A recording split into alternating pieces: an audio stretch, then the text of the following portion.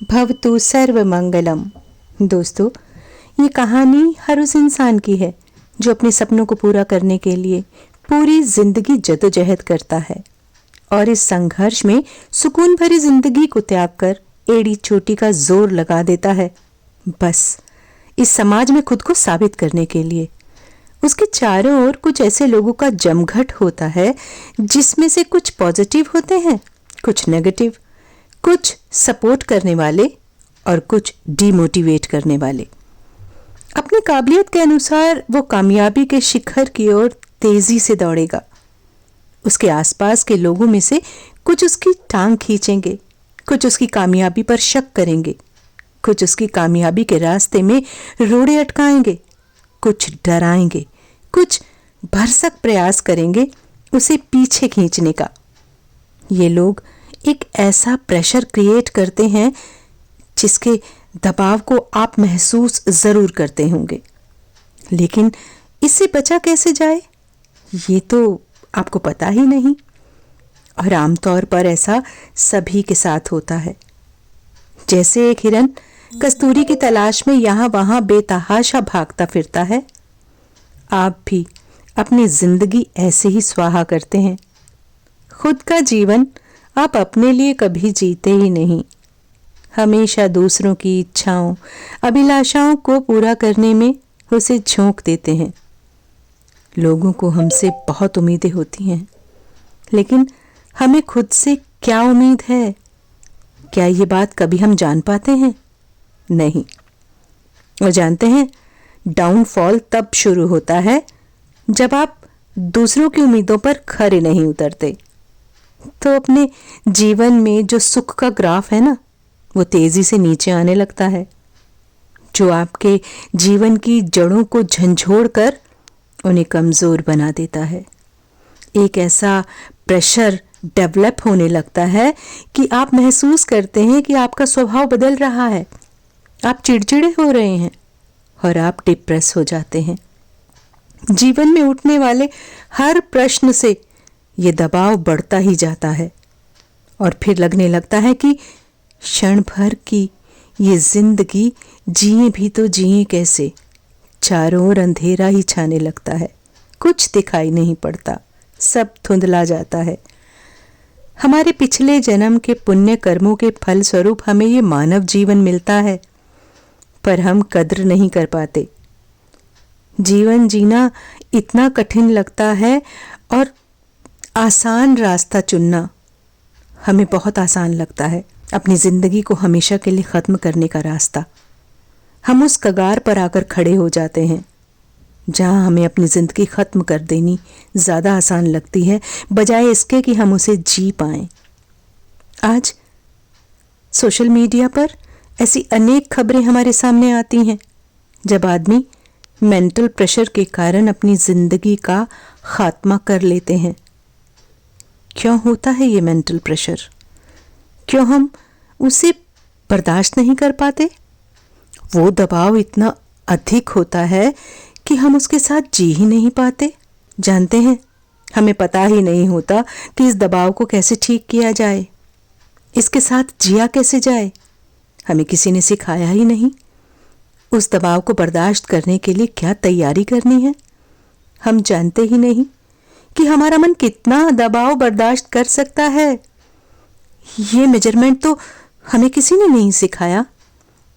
हमें ये तो पता है कि हमारा स्कूटर, हमारी बाइक, हमारी कार कितने एयर प्रेशर के साथ में सही काम करेगी। सही प्रेशर के साथ हम उसकी रफ्तार को कहां तक बढ़ा सकेंगे, लेकिन हम खुद के बारे में कुछ नहीं जानते, ना ही हम खुद को इस बात के लिए तैयार कर पाते हैं। बहुत बार हमारे सामने रास्ता होता है, लेकिन हम उस रास्ते पर चल नहीं पाते क्योंकि हम उसके बारे में कुछ जानते ही नहीं। एक अनजाना सा डर एक अनजाने रास्ते पर जाने से हमें रोकता है। बहुत सारी भ्रांतियां, बहुत सारी गलतफहमियां हमें जकड़े हुए जो हैं, हम समझ ही नहीं पाते ये रास्ता अच्छा है, इस पर चलकर हम इस दुविधा से, परेशानी से, दबाव से बाहर आ सकते हैं। दोस्तों, एक उदाहरण से समझाती हूँ। बाहरी वातावरण के दूषित होने के कारण हमारे लंग्स, हमारे फेफड़े पूरी तरह से हवा भरने के लिए तैयार नहीं होते। हमें बहुत प्रेशर महसूस होता है। छोटी से छोटी सांस भरने में भी तो हमारा शरीर कामयाब नहीं हो पाता। हमें भारीपन महसूस होता है और इस शरीर को जीवित रखने के लिए हमें वेंटिलेटर की ज़रूरत पड़ती है। तो हम उसका इस्तेमाल करते हैं क्योंकि हम वेंटिलेटर के बारे में जानते हैं। हम जानते हैं कि थोड़े टाइम में वेंटिलेटर का इस्तेमाल करके हमारी बॉडी का ऑक्सीजन लेवल बिल्कुल ठीक हो जाएगा और हमारे फेफड़ों को सहायता मिलेगी। जो बीमारी है, जो रोग है फेफड़ों को, वो हम किसी मेडिकेशन के साथ ठीक कर सकते हैं। वेंटिलेटर के बेनिफिट के बारे में तो सबको पता है, लेकिन जब जीवन में प्रेशर बढ़ जाए, मानसिक दबाव में जीना मुश्किल हो जाए, तब क्या करना है हमें मालूम ही नहीं। और हम अपने बहुमूल्य जीवन की कठिनाइयों से बचने के लिए जो आसान रास्ता होता है, सुसाइड करना, उसे चुन लेते हैं। बिल्कुल ये रास्ता बिल्कुल गलत होता है। कभी जीवन में ऐसा हो, एक क्षण जीना भी मुश्किल लग रहा हो, तो क्विट करने से पहले एक बार अपने जीवन को रीस्टार्ट दें। हाँ, प्लीज अपने जीवन को रीस्टार्ट दें विपश्यना मेडिटेशन के जरिए। ये एक ऐसी विद्या है जो आपको सिखाएगी कि आपको जीना कैसे है। जीवन का वो दबाव जो आपका दम घोट रहा है, उस दबाव के साथ आप कैसे सरवाइव कर सकते हैं और इस विद्या को सीखकर धीरे धीरे उसे कैसे खत्म कर सकते हैं। आपको कोई एक कड़वी बात बोली जाती है, आप उस बात को रोज घंटों अपने दिमाग में लगातार बार बार उससे खुद को टीज करते रहते हैं, क्योंकि आपको उस बात को खत्म करना ही नहीं आता।